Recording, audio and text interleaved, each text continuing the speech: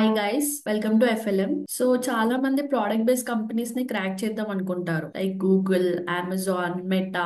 So ఇందులో చాలా logical thinking questions అడుగుతారు కదా. సో అమెజాన్ లో రీసెంట్ గా అడిగిన ఒక లాజికల్ క్వశ్చన్ ఏంటో చూద్దాం. సో క్వశ్చన్ వచ్చేసి ఏంటి, ఫస్ట్ ప్రాబ్లమ్ స్టేట్మెంట్ చెప్తాను మీకు. సో మొత్తం మీకు 8 బాల్స్ ఉంటాయి మీ దగ్గర.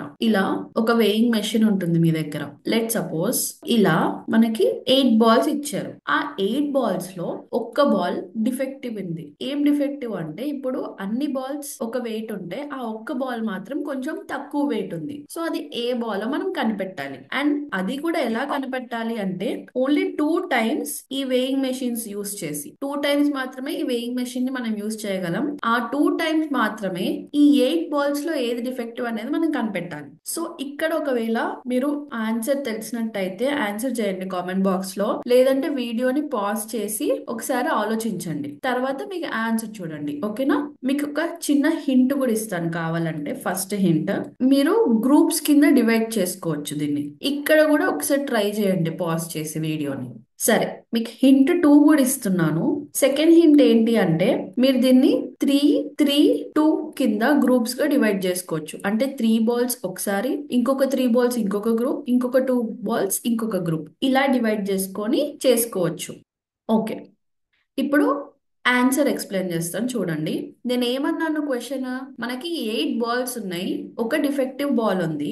అండ్ మనం ఏ డిఫెక్టివ్ బాల్ అని కనిపెట్టనీకి మనము ఓన్లీ 2 టైమ్స్ ఈ వేయింగ్ మిషన్ అనేది యూస్ చేయొచ్చు. సో ఏం చేయొచ్చు అంటే, మనం ఇందాక అనుకున్నాం కదా, మన హింట్ వచ్చేసి ఏంటది, 3-3-2 ఫామ్ లో నేను యూస్ చేసుకోవచ్చు. సో నేను బాల్ 1, బాల్ 2, బాల్ 3. సో నేను ఇక్కడ నోట్ చేశాను కదా, ఇక్కడ పైన 3-3-2 ఫామ్ లో అనుకున్నాం కదా. నేనేం అనుకోవచ్చు ఇప్పుడు, ఈ బాల్ 1, బాల్ 2, బాల్ 3 అనేది ఒక గ్రూప్. ఓకే, ఈ బాల్ 4, బాల్ 5, బాల్ 6 అనేది ఒక గ్రూప్. బాల్ 7 అండ్ బాల్ 8 అనేది ఇంకొక గ్రూప్. ఓకే, సో 3-3-2 ఫామ్ కింద నేను దీన్ని డివైడ్ చేసుకున్నాను. ఓకేనా? సో నెక్స్ట్ వచ్చేసి ఏంటి అంటే, ఇప్పుడు నేను 2 టైమ్సే వెయిట్ చేయొచ్చు. నేనేం చేస్తానంటే 3 and 3 ఒకసారి వెయిట్ చేస్తాను. B1, B2, B3 it side, B4, B5, B6 it side పెడతాను. ఓకే, ఇవి రెండు నేను పక్కన పెట్టుకుంటాను. సో నేను ఏం చేస్తాను, ఇవి 2 ఈక్వల్ వెయిట్స్ ఉన్నాయో లేదో నాకు చూస్తాను. అప్పుడు మనకి 3 కేస్ సినారియోస్ వస్తాయి. మనకి ఏమొస్తాయి, ఇప్పుడు ఒకవేళ condition 1 is equals to condition 2, అంటే ఈ త్రీ బాల్స్ సేమ్ వెయిట్ ఉన్నాయి అనుకోండి.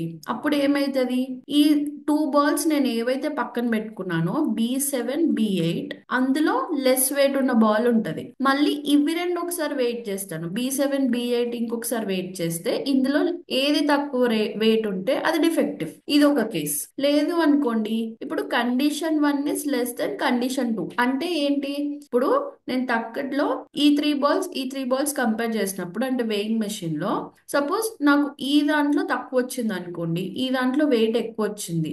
సో ఇక్కడ ఏంటి, ఈ 3 బాల్స్ లోనే ఒక దాంట్లో వెయిట్ తక్కువ ఉంది. అవునా?